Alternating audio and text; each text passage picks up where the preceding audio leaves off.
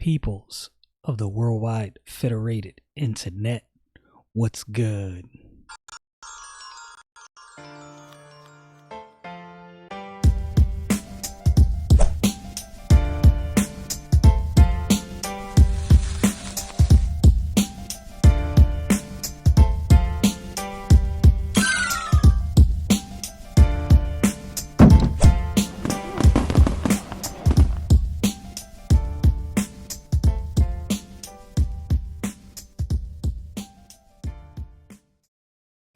Returning to the book of Genesis, chapter 47.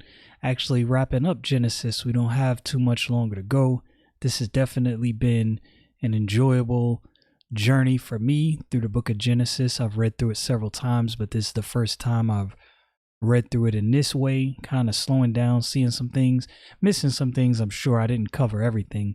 There's a lot to be discussed in this book if you're going to do a thorough walkthrough. So I wouldn't really consider what I've done a thorough walkthrough. I would kind of consider it a skeleton view of the book of Genesis, touching on some light points, seeing the general point of the book, but not really going really deep into some intricate things that you could definitely get into. So anyway, without further ado, let's get into this. Then Joseph came and told Pharaoh and said, My father and my brethren, and their flocks, and their herds, and all that they have are come out of the land of Canaan, and behold, they are in the land of Goshen. I wanted to look up what that word Goshen means, and that word means drawing near. And took some of his brethren, even 5 men, and presented them unto Pharaoh. And Pharaoh said unto his brethren, What is your occupation? And they said unto Pharaoh, Thy servants are shepherds, both we and also our fathers. And if you will remember in chapter 46, what Joseph instructed his brethren to say unto Pharaoh. Let me get to it. It says, I think, here it is in verse 33. And it shall come to pass when Pharaoh shall call you and shall say, What is your occupation? That ye shall say, Thy servant's trade hath been about cattle from our youth even until now, both we and also our fathers, that ye may dwell in the land of Goshen, for every shepherd is an abomination unto the Egyptians. Now, I'm pretty sure there's smart people out there that know exactly why shepherds were abominations to the Egyptians, but I do not know why that is. I'm definitely going to look that up. There's several things, as I've said before, through the book of Genesis that I plan on maybe revisiting, looking into some things a little deeper. That word abomination, for those who don't know, means extreme hatred, detestation, the object of detestation, a common signification in Scripture. Hence, defilement, pollution in a physical sense, or evil doctrines and practices. So, for whatever reason, maybe it was because animals were unclean. Huge possibility. I'm sure, like I always say, there's some smart historians and theologians out there that have the answer to that. Verse, where was I at? Verse, some of his brethren, verse 3. And Pharaoh said unto his brethren, What is your occupation? And they said unto Pharaoh, Thy servants are shepherds, both we and also our fathers. They said, moreover, unto Pharaoh, For to sojourn in the land are we come, for thy servants have no pasture for their flocks, for the famine is sore in the land of Canaan. Now therefore, we pray thee, let thy servants dwell in the land of Goshen. And Pharaoh spake unto Joseph, saying, Thy father and thy brethren are come unto thee. The land of Egypt is before thee. in the best of the land make thy fathers and thy brethren to dwell. In the land of Goshen let them dwell. And if thou knowest any men of activity among them, then make them rulers over my cattle. Because of the position that Joseph was in, because of his character, because of his walk with God, because of his closeness with God and his attentiveness to the truth and righteousness, his family is put in a better position. All because he was obedient, not perfect, but definitely obedient, definitely a servant of God, and that was evident. And Joseph brought in Jacob his father and set him before Pharaoh, and Jacob blessed Pharaoh. And Pharaoh said unto Jacob, How old art thou? And Jacob said unto Pharaoh, The days of the years of my pilgrimage are 140 years. Few and evil have the days of the years of my life been, and have not attained unto the days of the years of the life of my fathers in the days of their pilgrimage. And Jacob blessed Pharaoh and went out from before Pharaoh. Now, I'm pretty sure when Jacob blessed Pharaoh, there was a lot of things going right in the land of Egypt at this point, especially based around the events that's going on right here. As God promised to Abraham, he would bless them that bless him and curse them that cursed him, right? Talking about him and his seed. So good things headed for Egypt, at least at this point. And Joseph placed his father and his brethren, and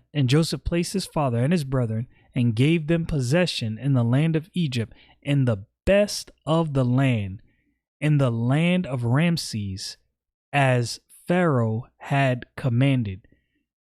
As I said in a previous video, I'll say it again. Imagine being his brothers, knowing what you deserve, but that's not what you're getting.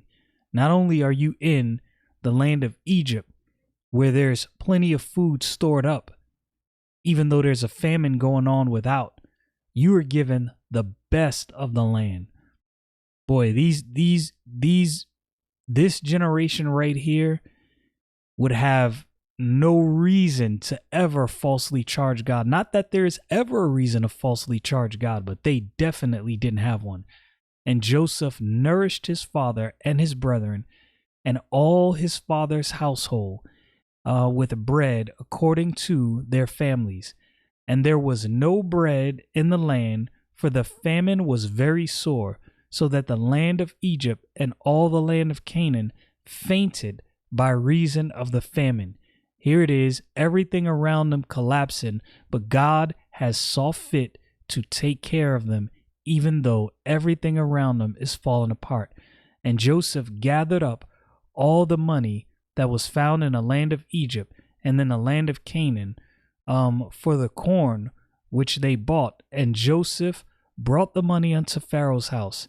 And when the money failed in the land of Egypt and in the land of Canaan, all the Egyptians came unto Joseph and said, Give us bread, for why should we die in thy presence?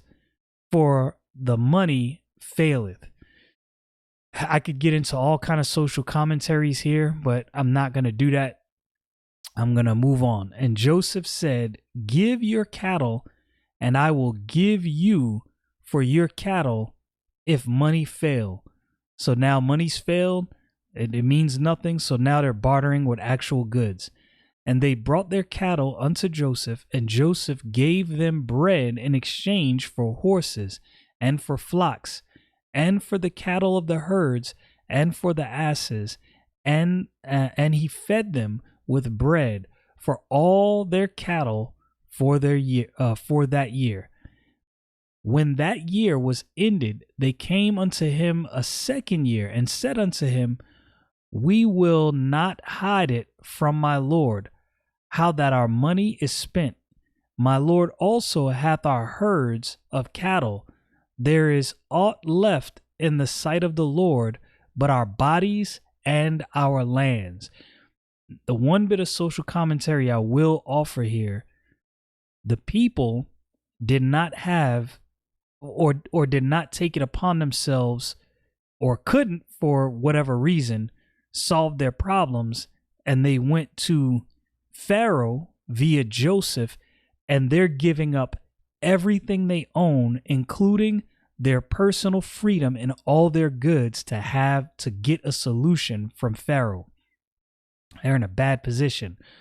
Wherefore shall we die before thine eyes, both we and our land?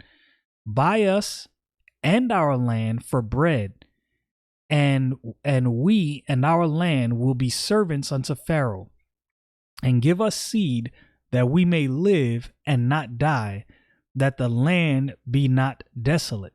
And Joseph bought all the land for Pharaoh, for the Egyptians sold every man his field, because the famine prevailed over them, and the land became Pharaoh's, and that quickly. All the wealth, all the land, everything is transferred from the people to Pharaoh. And as for the people, he removed them to cities from one end of the borders of Egypt, even to other end thereof. Amazing. All the land is gone. There's so many parallels between things that happen in the Old Testament and things that go on now.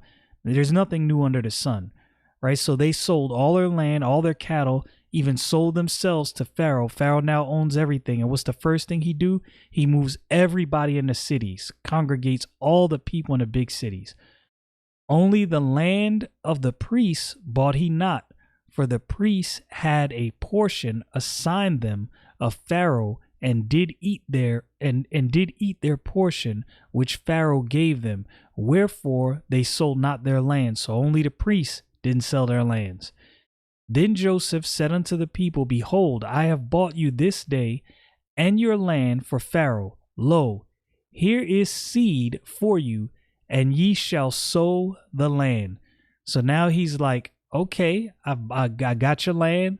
I got you. Here's some seed. Get to work. And it shall come to pass in the increase that ye shall give the 5th part unto Pharaoh, and 4 parts shall be your own, for seed of the field, and for your food, and for them of your households, and for food of your little ones. Now, again, I'm not going to try to, superimpose a principle from here to the modern day, but I will point out, the people clearly were free. They owned their lands. They made whatever they made on their lands, grew their crops, had whatever, and it belonged to them. Now, not only do they have to work on these same lands that no longer belong to them, now they also have to give a 5th part of whatever they gain to Pharaoh.